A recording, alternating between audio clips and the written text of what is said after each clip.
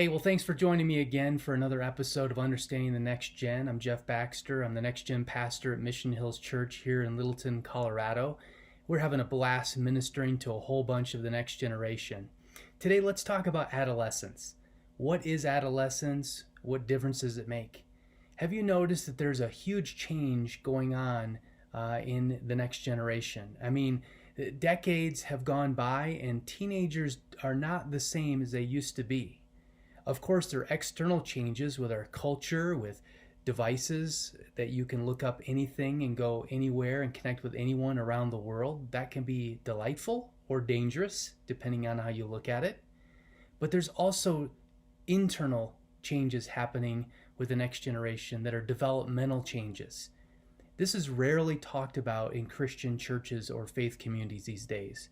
We tend to lean towards theology, and we don't want to lean towards other sciences that are very helpful in this category. Psychology helps us understand behavior and brain development. Sociology helps us understand how people interact with one another in our society.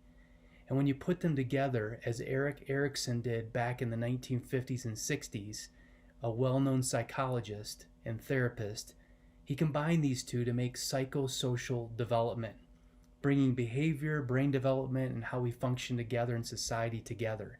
And then you add adolescence to this, and it's a very important thing for all of us to know who are coming alongside and caring for the next generation. The word adolescence comes from a Latin word called adolescere. It means to grow up. It's not to be a child anymore. You're not quite an adult yet, but you're growing up in this in-between space. This word adolescere or adolescence was used in the 15th century the first time, picked up steam at the turn of the century in 1904 in some psychology writings, but then it really picked up steam in the 1950s with psychosocial development and adolescent development. Psychology work has really been helpful for us. And then you get to the 1970s in Europe and America, it helped adolescence emerge into its own field of study. So now you can go to school and focus in on adolescence. Well, why did that happen? Because the lengthening of adolescence, which we'll talk about in future episodes, starts around 11 or 12 and ends in the mid-20s. It wasn't always that way. And there used to be a day when you would say the word teenager and it would equal adolescence. That's no longer the case. So when you say the word teenager, you're referencing an age bracket from 13 to 19 years old. But because adolescence is getting longer, they no longer equal one another. So every adolescent today probably feels like they are taking on themselves this responsibility to grow up all by themselves. And I'll talk about in the future and future episodes how we have let them down, having them feel alone and isolated, which leads to all sorts of anxiety.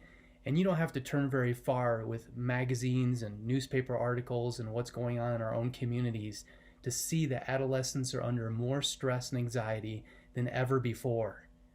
So we need to talk about that. How can we come alongside with healthy, loving, caring support? When we understand what's happening with 11, 12-year-olds through their mid-20s, it helps us understand how to come alongside appropriately with health and grace and love and guidance. It helps to understand what adolescence is all about. I look forward to unpacking this in future episodes, but for now, understand the definition of adolescence just means to grow up. But it's a relatively new word. Times have changed. We get this incredible opportunity to come alongside supporting the next generation of adolescents. So let me give you an action step. Think about what difference it would make in the age of a 11, 12-year-old through a 25, 26-year-old with this newer phase. How could you come alongside them as a group knowing that it's unique? They're not children. They're not yet adults.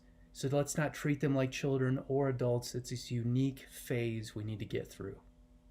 Thank you for joining me for Understanding the Next Gen. Until next time.